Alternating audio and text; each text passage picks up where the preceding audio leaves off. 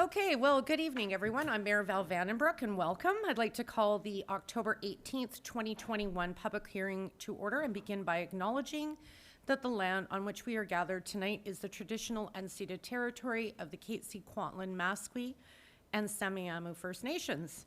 I'm Mayor Val Vandenbroek, and with me tonight I have, starting on my left, Councillor Rudy Storteboom, Councillor Rosemary Wallace, Councillor Gail Martin, Councillor Terry James, Councillor Nathan Pahal, Councillor Paul Albrecht. I should have said to your left, not my left. Sorry, our Director of Corporate Finances, Darren Light, Kelly Kenny, our Corporate Officer, Francis Chung, our Chief Administrative Officer. Going to this side, we have Kim Hilton, our Director of Recreation, Culture, and Community Services. Rick Baumhoff, our Director of Engineering, Parks and Environment, and Carl Johansson, our Director of Development Services. So I'm calling to order. This public hearing is being convened pursuant to Section 464 of the Local Government Act in order to consider three bylaws. Bylaw number 3184, Zoning Bylaw Amendment number 180, and Development Permit DP 08-21, a bylaw to rezone properties located at 19959, 19971, 19985 56th Avenue, 5643 and 5647 200th Street from the RS1 Single Family Residential Zone to the L1 Light Industrial Zone to accommodate a two-story 5,561 meter squared industrial office development. Second is bylaw number 3185, Official Community Plan Amendment number 18, a bylaw to amend the City of Langley Official Community Plan bylaw in order to designate the subject properties from the current designation of high-density residential to low-rise residential as proposed in and consistent with the draft new OCP expected to be adopted in 2021. Third is bylaw number 3186, Zoning Bylaw Amendment number 181, and Development Permit DP 09-21. It's a bylaw to amend City of Langley's zoning bylaw to rezone the subject properties from the RS1 Single Family Residential Zone to CD 78 Comprehensive Development Zone to accommodate a 6-story, 113-unit apartment development. At this public hearing, the public will be allowed to make representations to council, and all persons present who believe that their interest in the property is affected by the proposed bylaws and development permits shall be given a reasonable opportunity to be heard or to present written submissions respecting matters contained in the bylaws. Everyone shall be given a reasonable opportunity to be heard at this meeting. No one will be or should feel discouraged or prevented from making their views heard. Accordingly, please refrain from clapping, cheering, or making comments while others are speaking. I will first call up those whose names appear on the speakers list in the order that they appear. After we have gone through the speakers list, I will ask if there is anyone else who wishes to speak.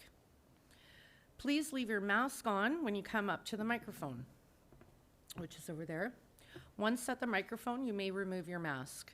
Please start your comments to council by clearly stating your name and street address. Unit numbers are not required. Then you may give us the benefit of your views concerning the bylaws. Your name, address, and comments will form part of the minutes of this public hearing. Members of council may, if they wish, ask questions to you following your presentation. However, the main function of council members this evening is to listen to the views of the public. It is not the function of the council at this public hearing to debate the merits of the proposed bylaws and development permits with individual citizens. I'm asking that you keep your comments to no more than 5 minutes to allow everyone who wishes to speak an opportunity to do so. Once everyone who wishes to speak has done so, I will call for speakers for a second time, at which time those who wish to speak again may do so. I will then call a third and final time for speakers before closing the public hearing. Any person who wishes to present a written submission to council may do so. All those submissions will be retained by the corporate officer, and copies of the submissions will be available from her on request following the hearing and shall form part of the public record of these proceedings. Ms. Kenny, can you please advise how notification was provided for this public hearing and whether we have received any correspondence with respect to the bylaws? Yes, Madam Mayor. 2 newspaper advertisements for bylaws 3184, 3185, and 3186 were placed in the September, October 7th, and 14th editions of the Langley Advance Times, and notices were mailed out to owners within 100 meters of the subject properties. Notice of the public hearing was placed on the city's website and on the posting board on the first floor of City Hall. No correspondence has been received in relation to bylaw number 3184. 3 pieces of correspondence were received in relation to bylaws 3185 and 3186, one of which was included in the agenda package, and the other 2, which were received after publication of the agenda, have been circulated to council via email. Great, thank you very much.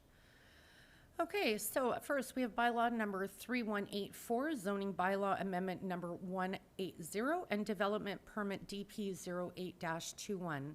Mr. Johansson, can you please provide an overview of the purpose of bylaw number 3184, please? Yes, thank you. Good evening, Mayor and Council and members of our audience. This application proposes a new industrial development consisting of almost 60,000 square feet of industrial and complementary office space, complete with a design and public realm elements that reflect emerging policy direction coming out of the new draft official community plan development permit guidelines. And it's also a design that takes advantage of the prominent intersection location and proposes a high-quality public realm. This application is also proposing a parking variance, which is supported by a professional traffic engineer's report, but it also involves an amount that is above what is being contemplated in the city's new zoning bylaw to support the new OCP, and this rate is consistent with the rates found in well-established industrial areas such as Campbell Heights.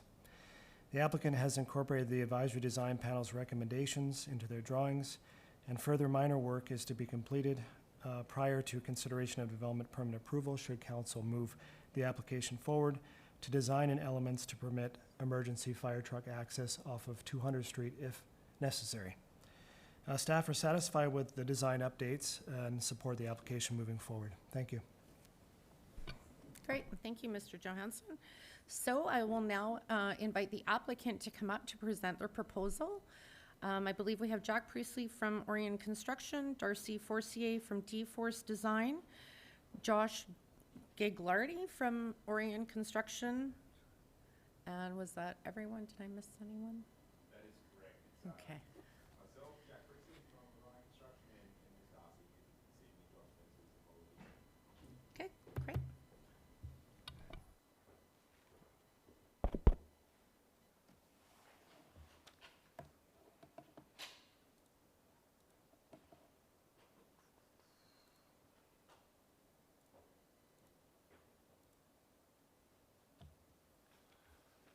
Good evening, Mayor, councillors and members of the public. My name is Jack Priestley. I'm from Orion Construction.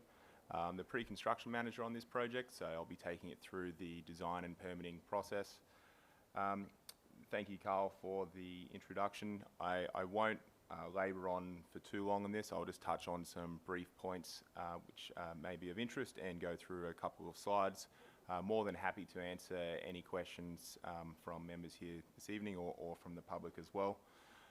So this is it's a fantastic location on the corner of 56th Avenue and 200th Street. We're proposing this as 2 buildings, light industrial strata development. We've been working collaboratively with the city from the get-go on this. There's been a couple of key design points which the city has suggested to us and that we've carried through, and that is to retain some trees where possible, no access off 200th Street, and to design it with a strong interface in the public realm. This top slide here, this top image here shows the site in its current form. There are currently 5 residential properties on the site. Older properties, and the site is identified in the OCP for industrial use, which is what we're proposing. So we're in compliance with the OCP and the strategic vision of the city here. We think we've done a pretty good job of designing an attractive building and really anchoring it to the corner of the 56th Avenue frontage there. They are, like I mentioned, industrial units, but we've tried to maximise the opportunity to interact with the public realm there in both the pedestrian segment, so strong pedestrian connections coming through from the public realm, a number of amenity plazas throughout there, and extensive glazing along the facades. So I'll just skip over a couple of these floor plans now. So it is proposed that there will be a mezzanine level in each of the units. Each of the units in both buildings will be finished with a washroom as well. We would then expect that purchasers would come in and conduct their own TIs to meet the requirements that they have for themselves. There are a wide range of uses available under the existing zoning bylaw, which generally include light industrial, so to manufacturing and warehousing, which we think there's a strong market for that in this area. Here's an elevation just showing how it interfaces with the existing buildings around the area, and a couple more there. So one interesting thing we've done with this, a little bit different to a lot of other small bay industrial strata buildings, is including a third-story office component on one of the buildings that is set back from the street frontage with the incorporation of a patio there. So sort of maximises the area available and to fit with the available car parking, but without imposing heavily on the street frontage there. Got some floor plans here, and I'll shoot down to the landscape plan. So really just trying to cram in as much landscaping as we can, as we always do here, to provide a strong visual element to the public realm. That's about all I had. I'm not sure if I should stay up here for questions or take a back seat and see what happens. Great. Thank you for your presentation. Ms. Kenny, can you please advise if there's anyone on the speakers list who wishes to speak to Bylaw 3184, please? Yes, thank you, Madam Mayor. We've got one speaker, John Skinner.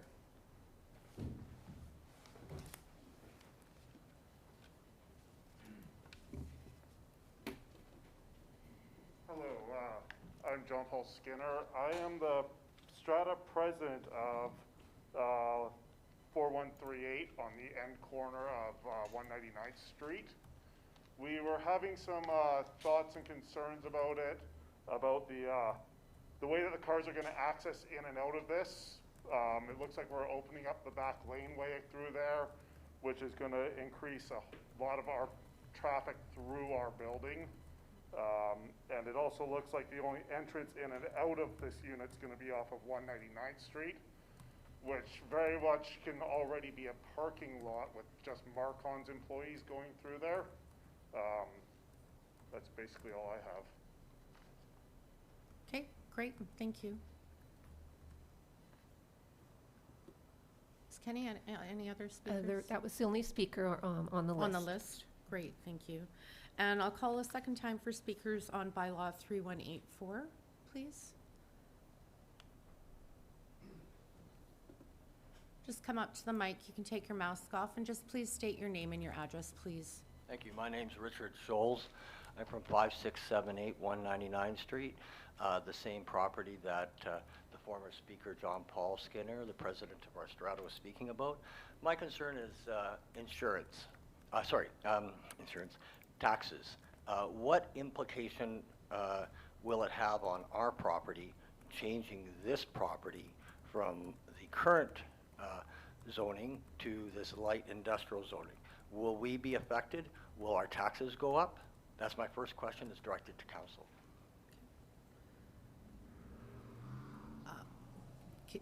Staff to answer that at this point. The taxes for your property would be based on the class that your property's in. So whether or not this property is changing its class wouldn't have an impact necessarily on you, other than if your property values increased because of the development that's happening on this property. Thank you. Well, of course, we'd like our property values to increase in equity and all that. I just want an assurance from council that in no way when this bylaw passes, because it seems fairly unopposed, that our property will not in any way be affected tax-wise as far as being, a further application coming at a later point to add us to this rezoning and thereby doubling our taxes.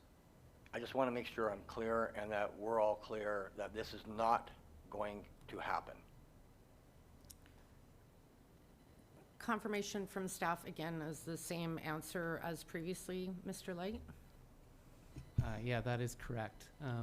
So your property will be based on your assessed values, and whatever happens on your property as far as redevelopment or whatever is happening on your property. Yeah, not on our this property. zoning is not the same. We have a special zoning, we're right by CFK, and I like it the way it is. I don't want any changes.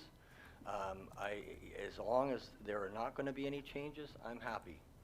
My second question. Sorry, before you go on, I'm going to get another staff clarification from you from Mr. Johansson. Thank you, Madam Mayor. I can just speak to the land use of this entire area. Basically, north of 56 and west of 200th is designated industrial in the official community plan. And that supports your property, which is zoned I3, and this application here is I1. And the intent is to maintain industrial activity in this area. I understand that, thank you. But there's also residential houses all the way up and down our block. And we are a commercial / residential. We're commercial downstairs, but it's all residential upstairs, 12 units. So it's not really indicative of whatever the assigned zoning is. The reality is there's people living on the street, and that's what I'm concerned about, those people that still own those houses, if they're residential, that they get somehow changed along with us to this light industrial. And one of the other owners phoned me who was very concerned.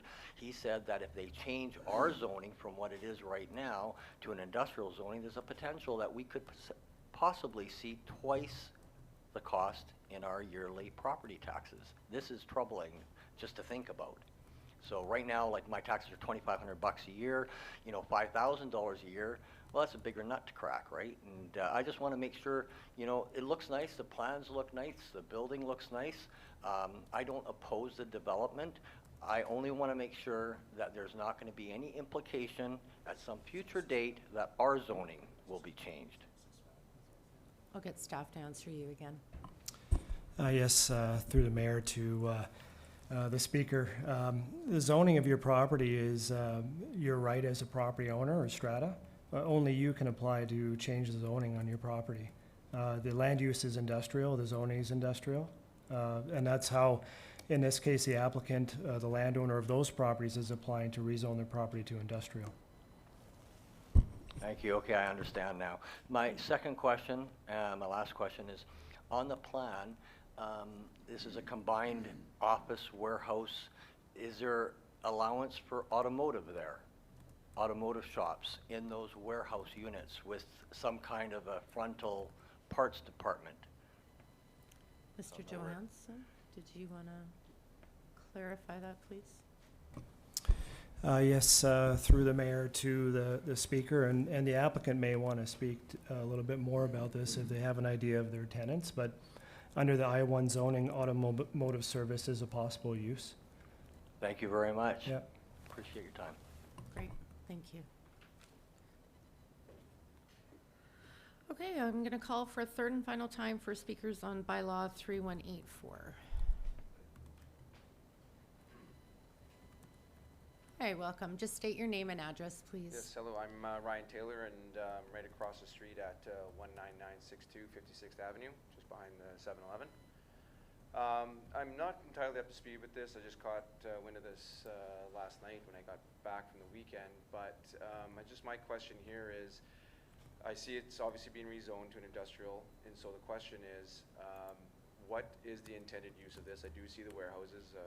The previous person to me asked that question as well. What's the intended use of the space? And with all the units that are in there, I see we have a right in, like I can see on the plan, a right in, right out from the property. How is that? Is that going to be the only access? And how is the traffic management being addressed? Great questions. Maybe we can get the presenter to come back and clarify those questions for us, please. Thank you.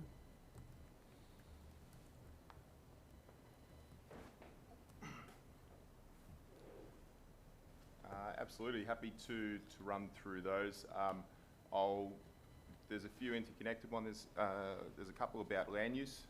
I will just start with access first. So off 56th Avenue, it'll be a right-in only, and then the exiting will be through the lane, the east-west lane, which is directed to the top of the page. So that is currently a gravel lane, but as part of this project, the developer will be sealing that to the current City of Langley standards.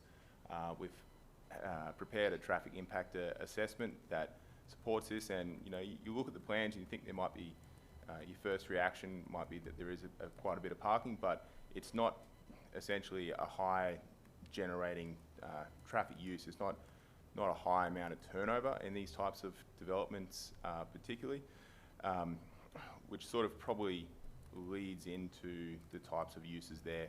So under the proposed zoning, there are the uses you can do in there: a light industrial, workshop, warehouse, automotive service, and a few other ones. So it is possible, like Carl mentioned, that there could be an automotive service there, and I'm not going to say there never would be, but given the size of the units, we would think it would be probably pretty unlikely. The type of use we envision here is more of a high-tech manufacturing type of use, or a builder who needs a warehouse to store some tiles or building supplies, as well as have their office at the front of house and maybe store a couple of work vehicles in there as well. Some of the units themselves, with the more extensive glazing fronting 200, they might be more suited for someone who manufactures things, but also wants to have a warehouse to showcase their goods as well. So yeah, I hope that's answered your Yep, that question. answers some of it. So I have a third question, if that's all right. Yep, please Is go ahead. in this area we've been seeing an increase in kind of criminal activity, homeless people and stuff like that. With this development being, it is relatively open. We have landscaping in the front along the 56 200th Street corridor. I don't know what it's going to look like in the back, but we have a 2 to 3 story building with open areas, and behind all of this stuff, has there been any consideration for the, I guess, mitigation of And further security? issues? Yes, and security. All our reviews go through a SEPTED review, which is a crime prevention through environmental design before they're built. I don't know if staff wants to comment on that further. Yes, thank you, Madam Mayor. That's exactly it. All these applications, including this one, have the applicant hires a SEPTED expert to do a site assessment and provide recommendations. And from a staff perspective, we're comfortable with the design and the landscaping. It allows for clear sight lines, and there's lighting and that sort of thing on the site, of course, to ensure that it's well lit at night. And the applicant may have further details to answer your question. Yeah, I don't have a huge amount to add to that, except that we have followed all the recommendations in the SEPTED report, and that goes for little things like creating the benches, so they've got raised areas on there so they're not comfortable to sleep on, and ensuring that there's good lighting throughout, ensuring that the landscaping is attractive but isn't at a height which allows people to be concealed in there.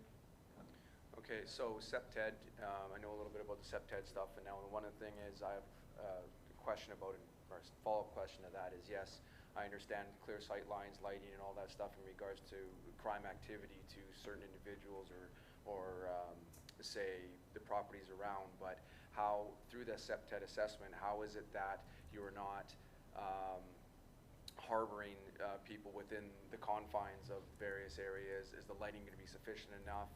Are there going to be cameras? Are there going to be any other systems in place to try to deter those who may want to be lurking around in the area? That, I guess, is the question, a little bit more specific in regards to SEPTED, and I don't know if SEPTED specifically covers that type of stuff. Yeah, I mean, there aren't any cameras proposed at this point. That would be up to the specific purchasers that move into those spaces. But, you know, we've considered trying to make it a pretty sort of solid development, if that makes sense as well. So laminate security glass throughout, and, you know, trying to find the balance between glazing but not something that looks attractive to go and smash. Okay, As well. fair enough. Yeah, so, you know, we try and do everything we can, and we've incorporated all the comments we have that we've received, but, you know, it is an area in transition, maybe for lack of a better word, but we think that this is, you know, it's a positive step by having these sort of new buildings coming in here with more users in there, more sort of eyes on the street. We think that's probably a positive step in the right direction. Okay. So then I guess another question I have then is there foresight been put in regards to how the place has to be kept up in regards to where, you know, dumpsters, things that can be kept outside and stuff like that?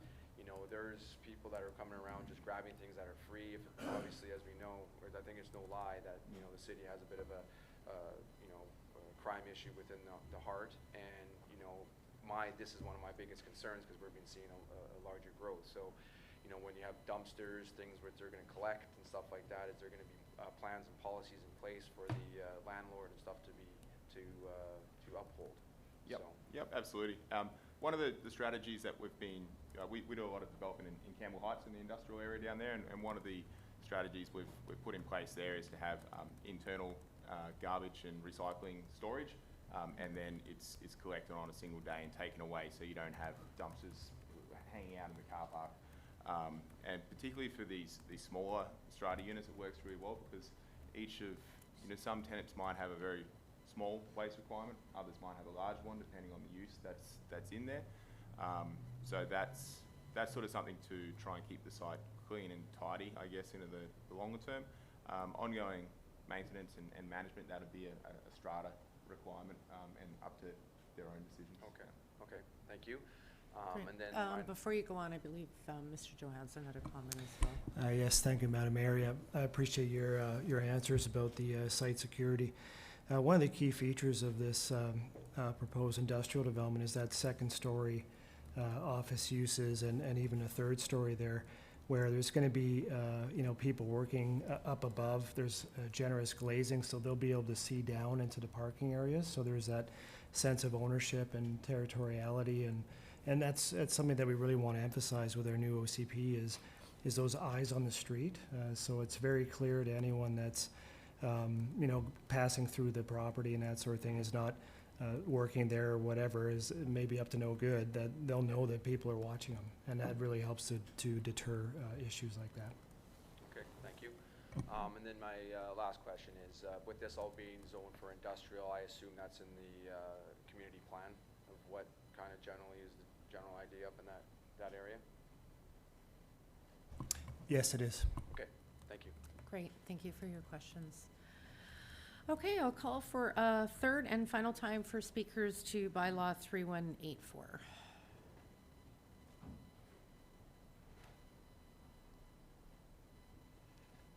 Didn't think I had a question about this one. It's Sonia Medorsky and 5489 201 Street. Are these units being sold? Because he's saying strata. So are they sold units? Are they leased units? What is the end result? They're sold units. So how can you be certain that garbage bins won't end up being outside, even though areas are provided indoors? And how can you be certain that cars, if there is in fact a auto shop, aren't littering the parking lot at night in varying degrees of repair? Well, that'll be the owner's responsibility, but did staff want to comment further on that, or? Yes, through the mayor to the speaker, and the applicant may want to speak to this as they have experience in this as well. But you know, the Strata Council will be looking after the commercial strata, will be looking after the maintenance of the site, and I think each of those owners will be. I'm sure they'll be in their self-interest to make sure they're keeping a clean site. And we also have our own city bylaws that help to maintain that. So if they're saying that the garbage will be kept inside and they keep it outside, is that something that they've presented to you as being one of the requirements, and that if they start putting them outside, you'll make sure that they put them back inside? If, through the mayor to the presenter, if the city becomes aware of issues and complaints, we follow up with the strata. Okay, thank you. Great, thank you. Please go ahead.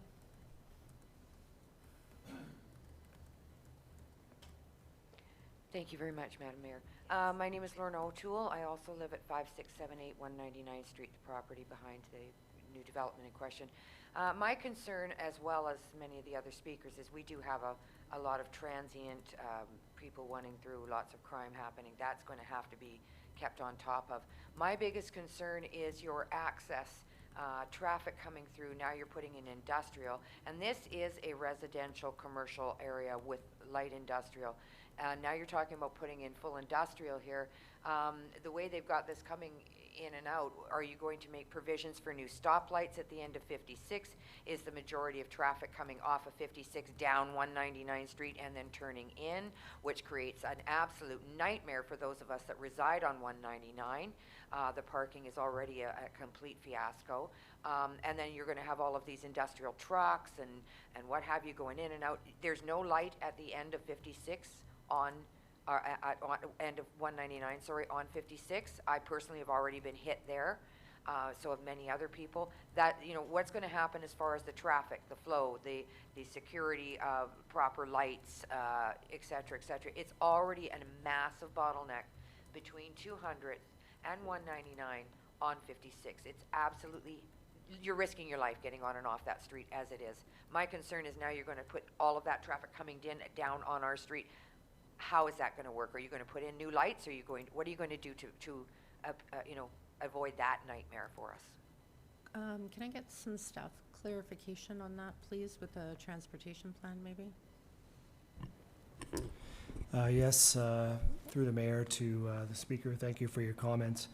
Just briefly on land use, this area's been designated industrial for quite some time, and that's the land use vision for the area. And of course, each application is unique in terms of its access and that sort of thing. And this one is proposing a right-in off of 56, and then access off the lane to 199. And one of our team of engineers here can describe further what the process is there. But typically, if there's a certain amount of trips that are expected to be generated by an application, then they have to do a transportation impact assessment that will help guide what kind of traffic improvements might need to be made. I think that would have to be insisted upon. It's already a very dangerous spot. And we'll get Mr. Gilder respond as well for you. Thank you. Yes. Please go ahead.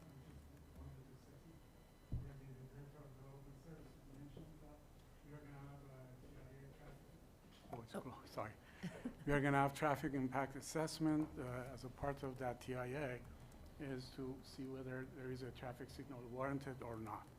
So the study, the result of that study will tell us what we need over there to have a safe in and out traffic. Okay. Excellent. Thank you so much for your time. Yeah, you're very welcome. Thank you.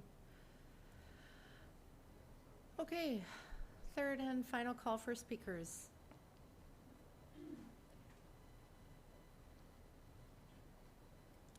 Sorry, John Paul Skinner again, 5678 199th Street.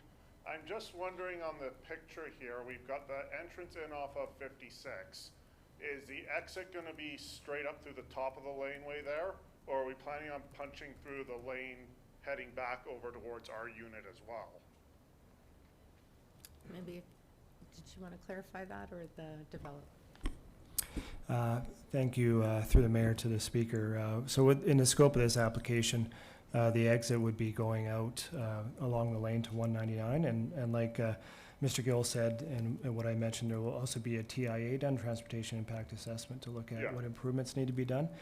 Ultimately, looking years and years ahead, there's a lane that does stretch to the north, and Yeah. that would be complete as development occurs. Yeah. But in this case, the extent of the dedication goes to a certain point north, but it doesn't go all the way through yet. Okay, yeah, I think that we would personally would have a much less of an impact if we didn't try to punch that through and put delivery trucks and everything through our parking lot, which barely has enough room for a UPS truck to turn around right now. Thank you. Great.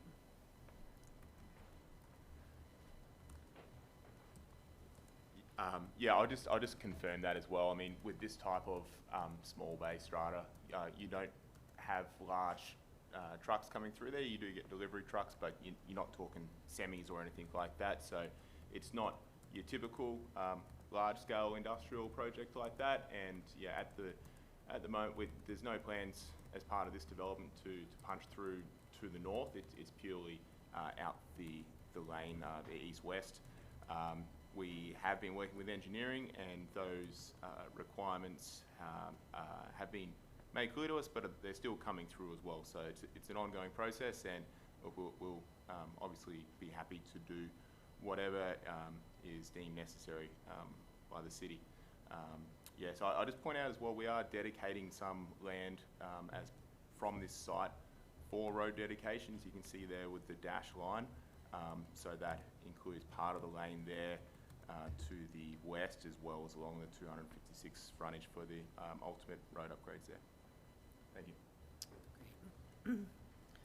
Okay, I'll call for final speakers to bylaw 3184. Seeing none, I will, do any members of council have any questions regarding bylaws 3184?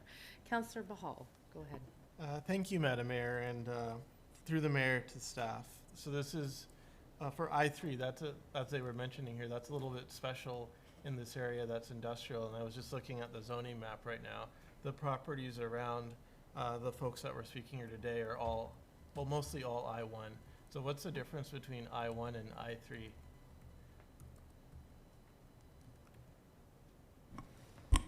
Through the mayor to Councillor Bahal, I3 is a special industrial zone that was part of sort of a live-work initiative a little while back. So, for example, you have the special regulations section allows for multiple unit residential, which isn't allowed in I1 or I2. So that's the difference. It's quite a unique zone. For the first level, is the same uses in I3? Like, is there any restrictions on an I3 zone compared to an I1 zone as far as the industrial uses? At first blush, they're very similar. One thing you'll find in I3 is that it doesn't have the same sort of permitted office uses. It's more of, light industrial, but you don't have those heavy industrial uses like, anything dealing with hazardous materials and that sort of thing. So I think the industrial uses are meant to be light and sort of compatible with residential uses. So I'm sure the residents can attest to that. Warehouse, workshop, automotive service, that sort of thing. And so for this use, because I did hear sort of heavy industrial, I think a resident was concerned about that, and just for clarity, I know it's mostly light, like besides CKF, which is obviously heavy industry, which is right there. My thoughts with this would be light industry, which is kind of what I see around that area generally. That's correct. That what's envisioned for this? Yes, that's correct. Okay, Yeah. so we're not gonna see loud, obnoxious? No. Okay. No, it's meant to be light industrial uses fully enclosed. So there won't be stuff going on in the parking lots and that sort of thing. And that's the intent of this zone and model, to have those uses inside the building. Cool. And to maintain that high-quality public realm. So no noxious fumes clanging at all hours of night, anything like that? That's not the intent of this zone. Okay, thank you. In this application. Thanks. Councillor Alberg. Thank you, Madam Mayor, and thank you for the presentation. Question revolving around the TIA, the Traffic Impact Assessment. Will that include the access for our fire emergency vehicles, as well as lighting, not necessarily signals, but lighting and lane width.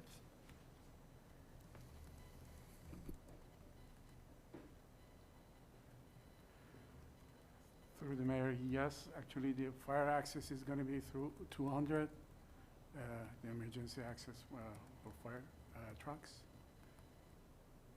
And yeah.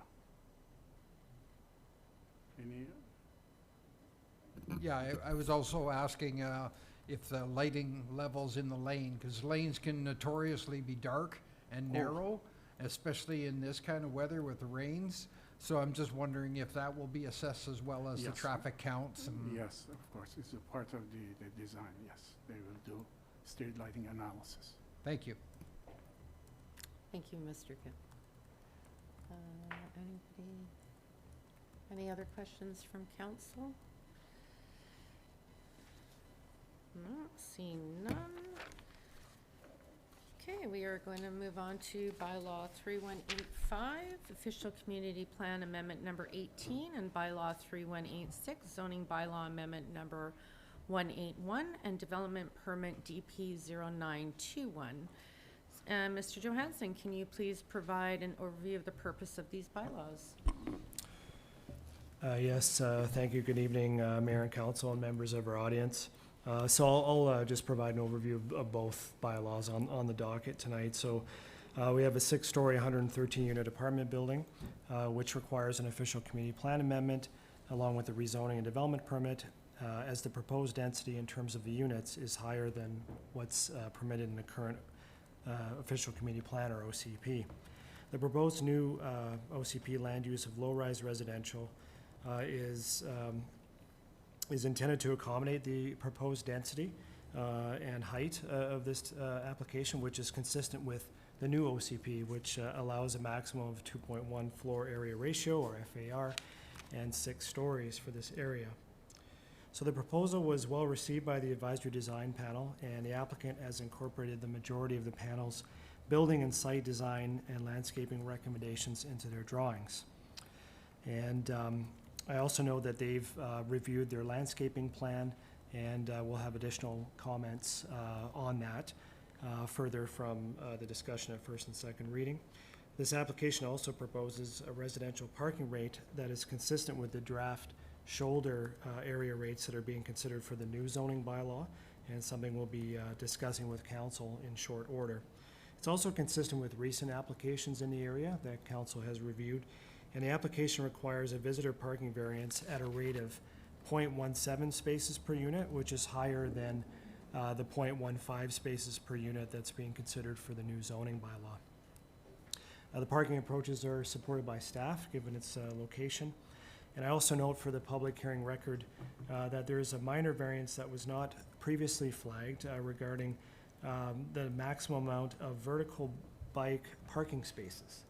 So our current bylaw requires 40%. They are proposing 49%.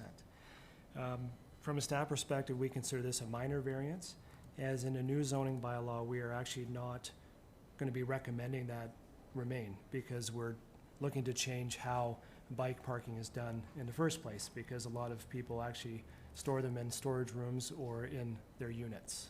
So we consider that a minor variance. So that's my overview. Thank you. Great, thank you very much, Mr. Johansson. So I'll now invite the applicant to present their proposal, please. I believe we have Eric Poxleitner from Keystone Architecture, Heather Green from Keystone, Carly Leakey from Tannen Developments, and Rob Workman from Tannen as well. Thank you. Find my way out of here.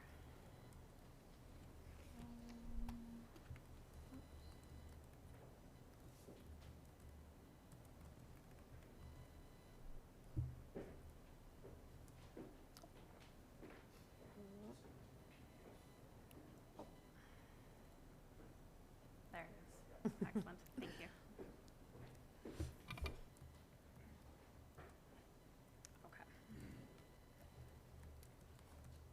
So this is the Hudson by Tannen Developments. It is a 6-story apartment building proposed at the corner of 200 Street and Michaud Crescent. It has one level of underground parking, surface parking for visitors accessed from 200 A Street, and will have 113 residential units, including 6 adaptable units. As Carl had mentioned, we are requesting an OCP amendment from the current high-density residential designation to low-rise residential. The new designation allows an FAR of 2.1, and we are proposing 1.96. The CD zone proposed for this development will deviate slightly from the RM3 multiple residential zone in the current bylaw. This is to allow 6 stories in building height, a slight parking reduction, and reduced setbacks along the west, south, and northeast property lines from 6 meters to 4 meters. This is to accommodate the large decks, roof overhangs, and architectural projections on this building. And we're also seeking those 2 variances that Carl mentioned. One, to increase the percentage of wall-mounted bike racks from 40% up to 49%. And the second variance is for visitor parking. We're proposing 19 stalls, while the current bylaw requires 23. And the draft zoning bylaw will require 17, so we are in excess of that. And make sure I've got the right buttons. Okay. Here are some views showing other buildings in the vicinity of the site. As you can see, Keystone Architecture has a great deal of experience in this neighborhood. The proposed development will follow the same general form and character as the other developments, while expressing a bold presence on this very visible street corner. Here we have a map showing nearby points of interest, as well as local transit routes. Several bus routes are currently operating in the area and provide access to downtown Langley, which is the purple shaded region there. We've got the site plan here. The building, surface parking, and outdoor amenity are on a raised podium due to the soil conditions in the neighborhood. The main entrance for firefighting purposes is along 200th Street here, and has an accessible ramp and wide stair to provide permeable access up to the building.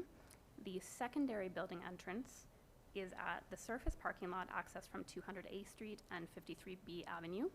We have visitor bike racks located at both entrances for convenience, and the southeast side of the building is also where we have located the ramp to the underground parkade. That's here. The outdoor amenity space is located along Michaud Crescent. It features a fenced dog run, kids play area, outdoor fitness equipment, and a large barbecue area with seamless flow to the indoor amenity spaces. The dog run and barbecue area have been reconfigured slightly as a result of feedback received at the ADP. The dog run now has better access and flow for pet owners, separate from the barbecue area. And the barbecue area has a larger pergola cover with a design that blends nicely with the building's exterior. This is the underground parkade layout and parking data. As noted at the beginning, the parking proposed for the Hudson is slightly less than the standard RM3 requirement, but is in line with the city's proposed requirements in the new zoning bylaw. At the city's request, we are providing 12 EV stalls fully installed, and the rest of the stalls will be roughed in for future use. We are meeting bylaw requirement for bicycle parking, but as noted earlier, we're requesting a variance to increase the percentage of wall-mounted bike racks by 9%, which is 5 extra wall mount stalls. And lastly, I'll point out that the developer is also providing 14 motorcycle stalls for tenant use, which is not required in the bylaw. And now onto the floor plans themselves. On the main floor, we have all the indoor amenity space, which provides 170% of the bylaw requirement. Programming for these amenity spaces includes a purpose-built theater, fully equipped gym, and multi-purpose amenity room with direct access to the outdoor amenity space. The 2nd through 6th floors show the unit layouts and common storage rooms, with both suite storage and bike racks for tenant use, and we are providing the bylaw required suite storage for every unit. The building has a mix of unit types, ranging from studios to 3-bedroom units, to appeal to a wide range of residents, such as singles, couples, young families, and seniors. There are also 6 adaptable units, which allow seniors to age in place. These building sections illustrate the partially raised podium and the tiered planters around the parkade wall. These planters are being treated with stamped and painted concrete to mimic the brick used on the building facade. These are the tagged exterior elevations showing the proposed materiality. The west elevation is facing 200th Street with the main building entrance. That's here. And the north elevation is facing Michaud Crescent. Now, the ADP had suggested that we incorporate a unique facade variation at the corner of 200th Street and Michaud to help differentiate this building from the neighboring developments. In response to that feedback, the design of the main corner feature has been adjusted to provide a visual break from the predominantly horizontal design plane found on the other buildings. The roof pop-up has been angled slightly, enough to draw the eye upward and provide more interest on that prominent corner. And you can see that clearly on this slide here. Here we have the east elevation facing 200A Street and the Point development next door, and the south elevation facing the Lincoln development, which is currently under construction. These next two slides show the same elevations, but they're just rendered, which shows the materials and color palette with a bit more accuracy. The materials consist of a blend of brick, smooth and lap cementitious cladding, and aluminum guardrails along the balconies. The exterior treatment reflects that of an urban contemporary vernacular with the use of gray, white, and blue tones, while rustic wood look siding and trim elements at the balconies give a sense of warmth and welcoming. The facade is rhythmically divided and massed, both vertically and horizontally, to create a sense of individuality and bring a reduced scale to the building. And now we have the renderings. Here is the most prominent corner of the development at the intersection of 200th Street and Michaud Crescent. We've created a hierarchy in the facade by elevating this corner pop-up above the rest and treating it with a contrasting color scheme. Dark trim around the windows allow them to appear monolithic and pop against the white lap siding at the balcony insets. This view also does a good job of illustrating the tiered planters around the raised podium and the way the landscaping will soften this interface. Next, we have a night render of the same corner, again just illustrating how prominent the corner will appear through massing, contrasting colors, and strategic placement of lights. Here is a rendering of the building as it will look from the Point development. Now, the Point, the building itself actually sits in this void space right here. So the white walls you see are not actually exposed. In fact, we are proposing to fill the void space between both neighboring developments and create elevated planters. This will eliminate possible septide concerns with the void spaces and prevent them from becoming garbage and leaf catchers.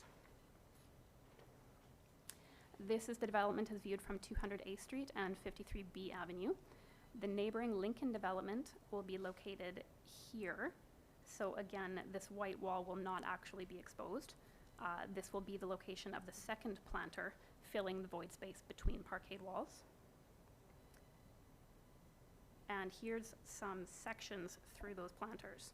So the goal was to create a more seamless interface between the developments. Not only will they eliminate troublesome void spaces between the buildings, but they add extra greenery to the landscape for the enjoyment of all residents. So one planter, again, it'll be right along here between the Lincoln and Hudson, and the other one will be here between the Point and Hudson. And now, speaking of adding greenery, we understand that council had raised some concerns about the use of artificial turf in lieu of more natural plantings on the podium. The development team has discussed this in great length and feels that artificial turf is a better material than sod for the private patios and dog run due to the fact that this building will allow pets. The developer has found that sod on their other buildings was nearly impossible to maintain, and areas that originally had grass have since turned to mud. Now, that being said, in an effort to increase the amount of natural vegetation on the podium, we are proposing to expand the planters shown here, so these three here, as well as this one here. You can kind of make out the brown lines are the size of the originally proposed, and the green hatch is what we would enlarge them to. In addition to this smaller planter here on the surface parking, which was suggested by the ADP. And we would also replace the artificial turf in this location here and this location here with planters, all of which will increase the amount of organic material covering the podium. And that is all I have for right now. Great, thank you so much for your presentation. Ms. Kenny, can you please advise if there is anyone on the speakers list who wishes to speak to bylaw 3185 and 3186, please? Madam Mayor, there's no one on the speakers list. Okay, thank you. Is there anyone in the audience who wishes to speak to bylaw 3185 or 3186? please come up and take your mask off and state your name and address again, please. Sonia Medorsky, 5489 201 Street. So from what I'm gathering, this is a rental building. And so that whole section is going to be all rental buildings in that whole loop there. There's mentioning 1, 2, 3 buildings, and there's still one more corner that's likely going to also be a rental building? Is that what it's zoned Staff for? clarification Or on is that. it- I'm not sure if they're all, are they all rental? No, the ones that she's mentioning are all rentals, correct? The Lincoln, Okay, the Hudson, Lincoln, and the Lincoln Point? Hudson Point. Yeah, and then there's room for one more, correct? On the other side, on 53A. Yes, ahead, through the Mr. mayor to the Johnson. speaker, that the remaining assembly there, it's not designated for rental or strata. It'll be up to the applicant when they bring that forward. The idea there is that it is possible that it'll be strata. I mean, it's, again, we don't have policy that determines the tenure, but it is a little bit of a size that's more conducive to a boutique apartment building or a ground-oriented townhouse development.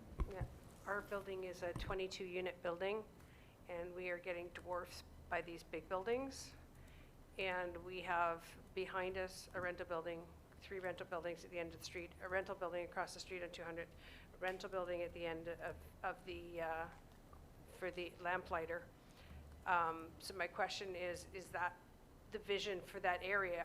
Are we likely to get basically run out of town with all the rental buildings that have high occupancy?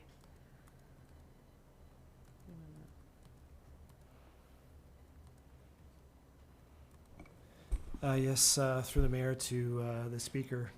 As with our official community plan, our current one and our proposed one, the idea is to provide a vision for future growth and to accommodate residential development over time. And this area is designated for apartments up to 6 stories. To the north with the new OCP, it's up to 12 stories. The OCP is silent on tenure. It's possible that those applications could be strata or rental. Sorry, to the north it's 12, north of 56? North of Michaud, there's a certain transition there, but that's the maximum height. So there's a range of heights that are available between 6 and 12 stories. I thought that it only came to 201A for the 12 stories. Is it going to 200? In this section where the application is, it's 6 stories. There's a little bit of a dogleg there in terms of the land use break.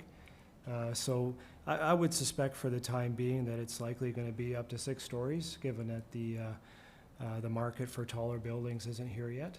But again, the official community plan is a vision for 20, 30 years into the future.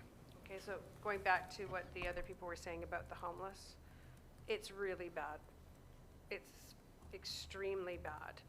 And so I'm happy that, I'm assuming that dog run is elevated? Is that correct? Yeah, so that will help.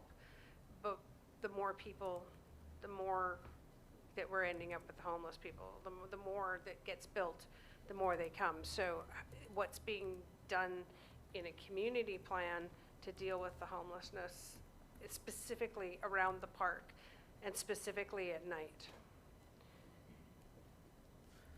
We can't keep calling the police. We do it all the time.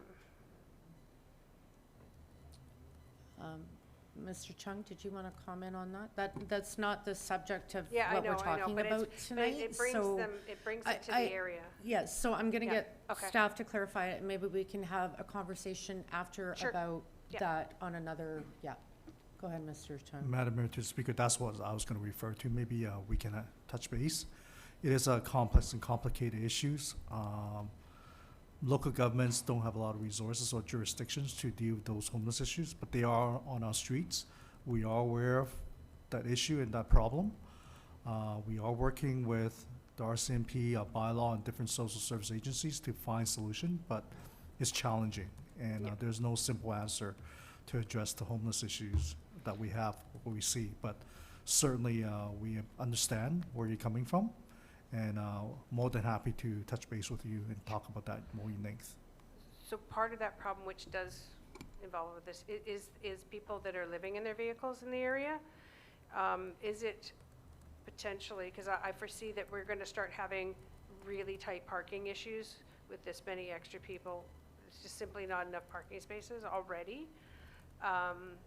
Is it possible to consider going to permit parking in the area, given the amount of parking that's available on the street?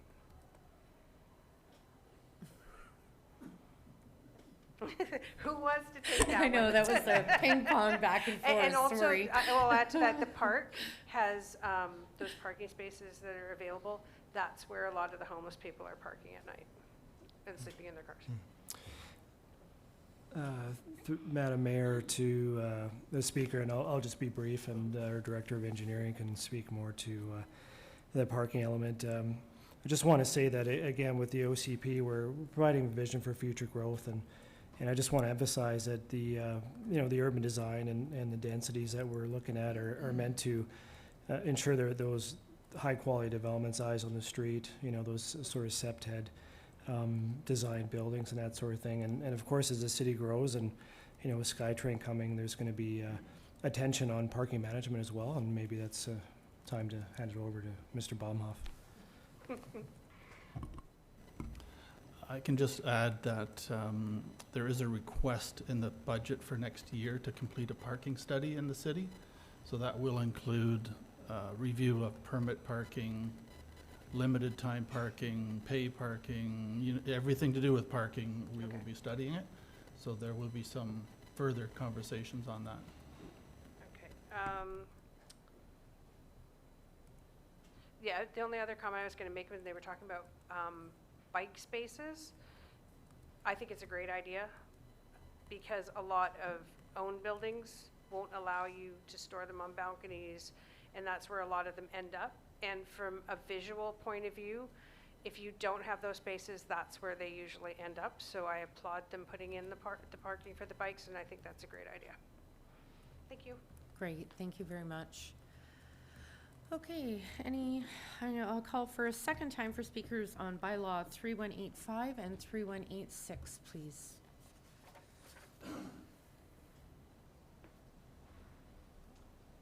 Jim West, 5430 201 Street. Madam Mayor, I need a bit of explanation perhaps from the Director of Engineering. Going north on 200 Street, turning east onto Michaud, there's that little lane. What is that called? It's a dedicated right turn lane onto Michaud. Thank you very much. I have two concerns. First of all is the danger of the crosswalk on that dedicated lane. I provided via emails a couple of concerns about that, but I paid close attention to the drawings, and my concern remains. Vehicles proceeding north on 200 Street, right-hand lane, turning in that dedicated lane onto Michaud, there are a number of obstructions to vehicles seeing that crosswalk. There's trees, poles. I think Hydro has some boxes that have been there for many years. In addition, with the angle of that lane, vehicles can turn from 200 onto Michaud at a great rate of speed, and they do. So I use that crosswalk 5 times a week. The only way in which I can be sure it's safe is that if there are vehicles stopped at the red light, about half deep so that no one can turn onto that lane. They do so fast, they can't see me, they're into the crosswalk, and often they're looking to their left to watch out for cars coming south off 200, turning east onto Michaud. They're not looking at me on the edge of the crosswalk or in the crosswalk.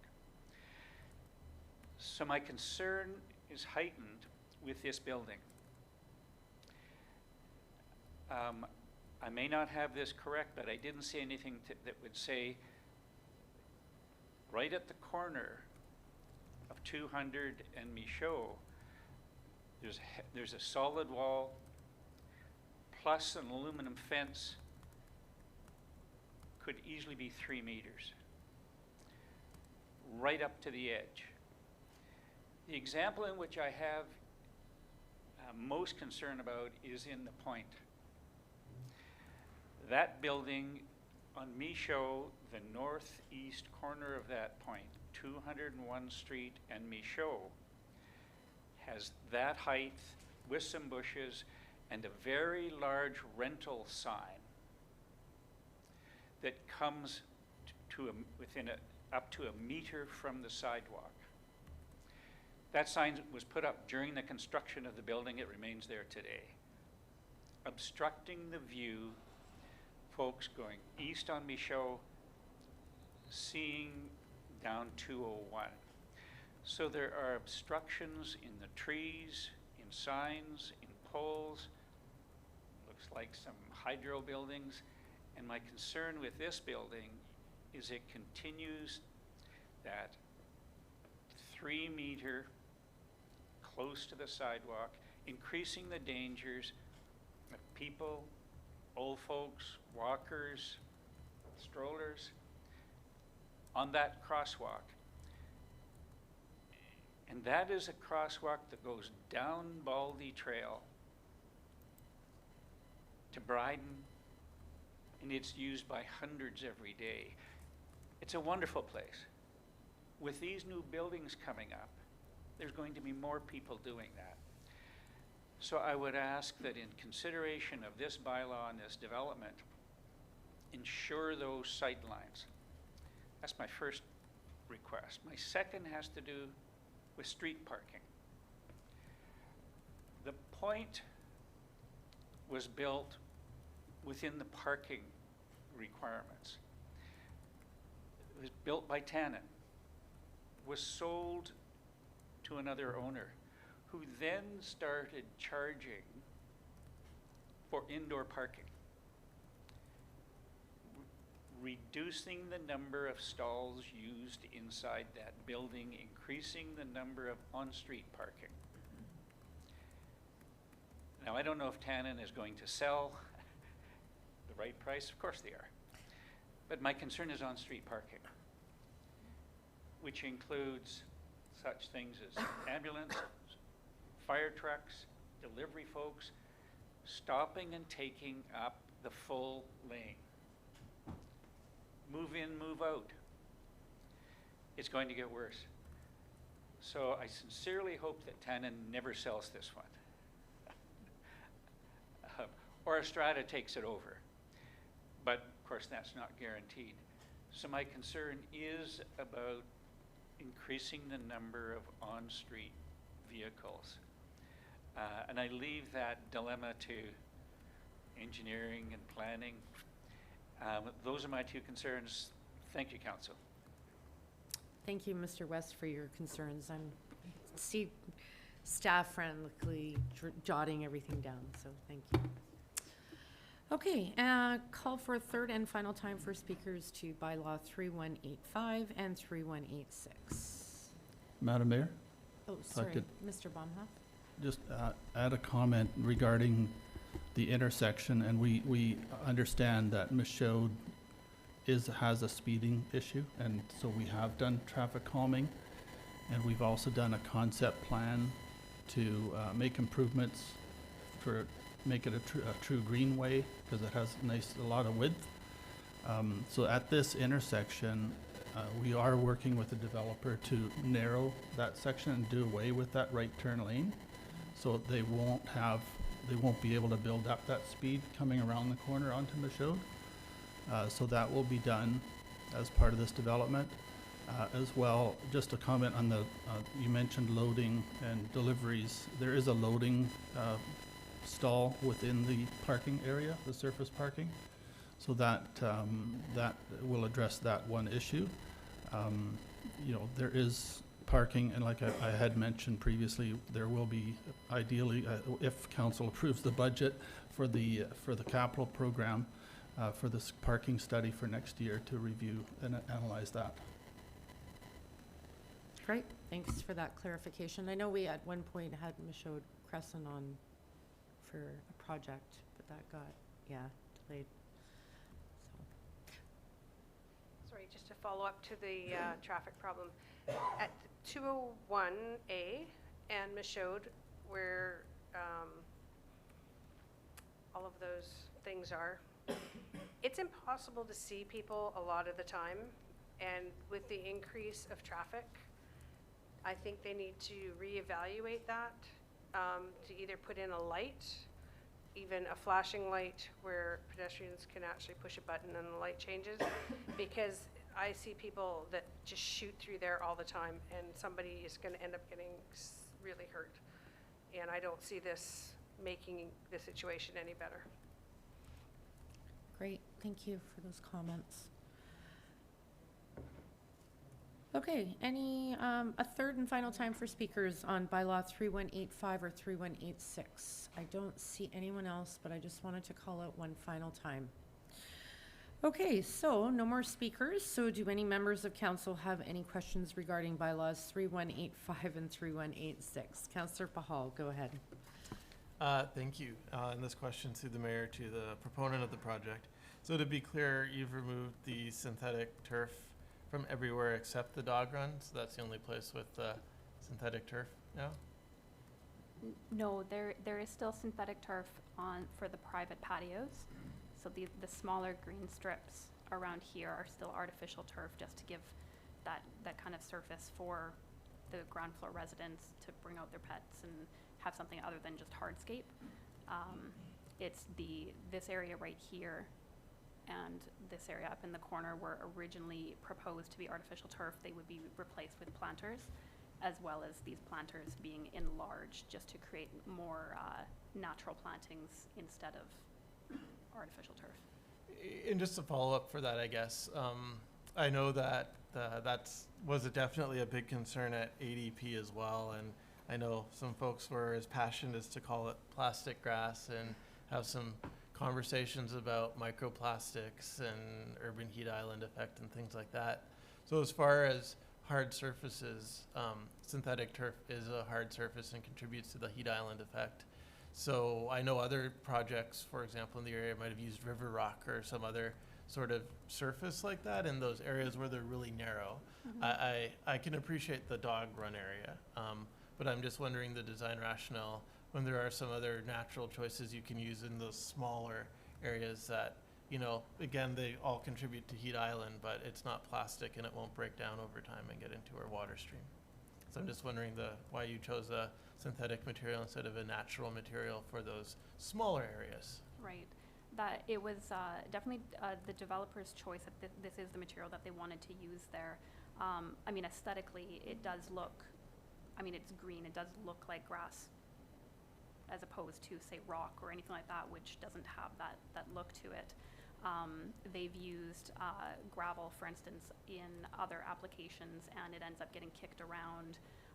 It just ends up it looks like an eyesore, basically, after time.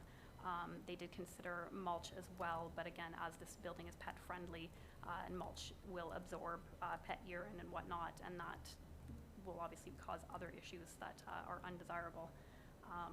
So it was kind of a matter of looking at the options, and they felt that this was the best one for the application. Yeah, and I guess the other question is, did you look at the engineered wood product? I know the city uses that in all our dog off-leash facilities. So I'm wondering why that wasn't a consideration. Is it just ongoing maintenance and it's cheaper to put in synthetic turf than to maintain the engineered wood product? Well, synthetic turf definitely isn't cheaper, well, cheap per se, but Carly, did you have any thoughts on the other materials? Yeah, we did consider the engineered wood material.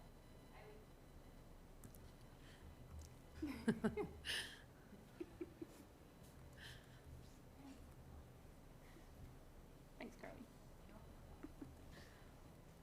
So we did consider the engineered wood material. There's a couple reasons. I would say, especially in the dog park area, smell, cleaning, maintenance, those items. Of course, you can attest to the fact that it's definitely a lot more maintenance heavy. In terms of maintenance, in terms of just keeping it contained, in the meridian on top of the podium, we have the playground. We used an engineered wood material on that one. We ended up having to build quite a substantial curb around the playground just to keep it contained. I wouldn't say it is the best option, right?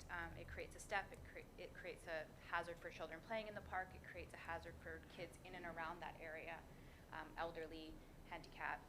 It's not as accessible as what we would like it to be. This gives us a fluid in and out of both areas. So it's maintenance and usability, I would say, would promote our decision. Yeah, it's really interesting because this is just the first project we've seen synthetic turf. I would say when you said with the smaller areas too, I'll touch on Yeah, that. and I get the dog part. For Yeah, sure. no, for sure. I would argue that there's not a ton of smaller areas in these private patio areas. They're long strips, so if we were to fill it with mulch or other items on top of a podium, we would be curbing mound for gardening and for other horticulture, and then we would also be having mulch that would just over time blend together, and it would just turn into a big pile of mixed soil and mulch.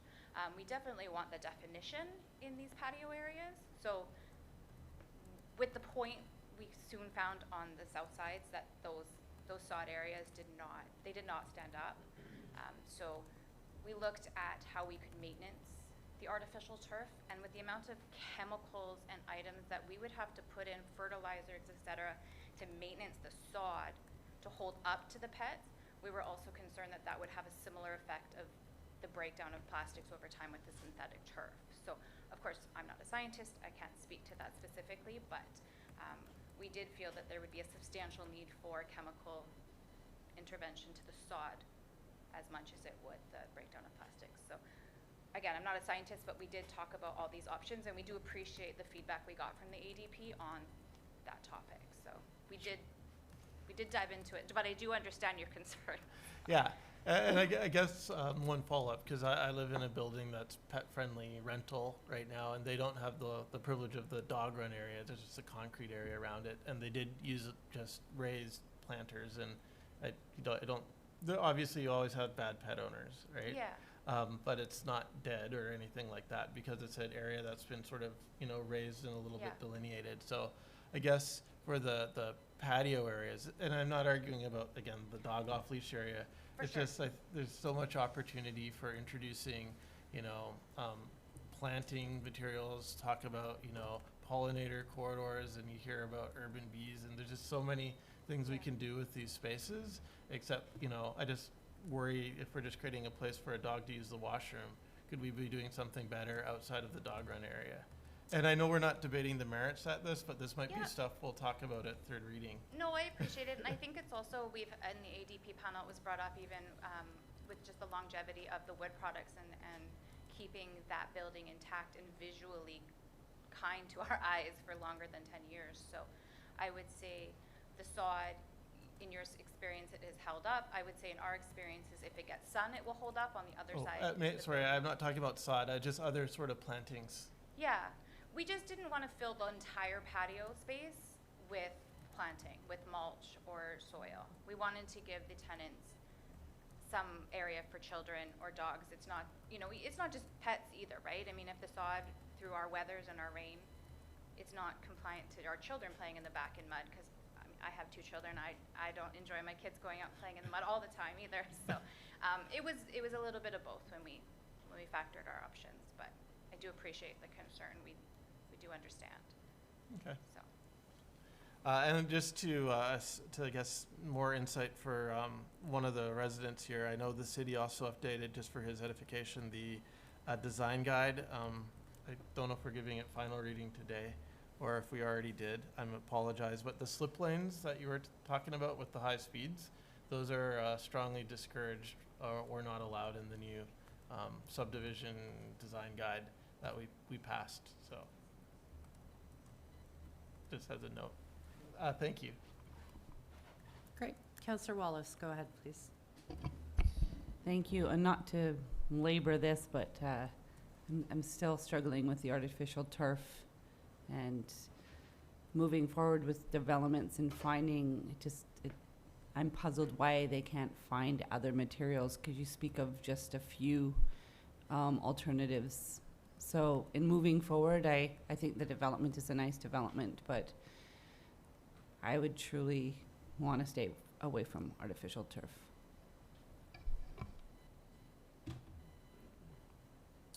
Councillor Martin? Councillor Martin? Thank you. I just want to clarify something that Mr. Baumhoff mentioned in regards to Mr. West's comments. The little island for the right-hand turn there, is that proposed to be removed at some point to stop sort of the right-hand turn? That would be, essentially, it would be removed. It would be part of the extension of the boulevard area and sidewalk. It would just be Right. all one, and it wouldn't be an island out in the middle. Yep. Yeah, I mean, I can see removing that and extending the sidewalk or whatever.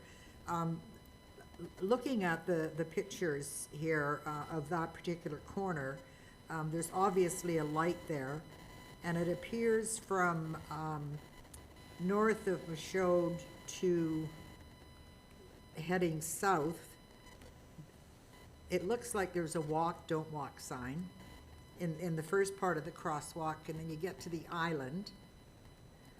And then you still have to cross over to get to the other side of Michaud. Does that walk, don't walk sign extend to that part of the crosswalk? Because I mean, I can see that being a problem with cars coming. If there's nothing there, they're just gonna make the right turn, and I could certainly understand Mr. West's concern as far as people trying to cross just that short little part there. Right. I'll maybe ask, I'm not sure if Mr. Gill, if you might know the answer to that.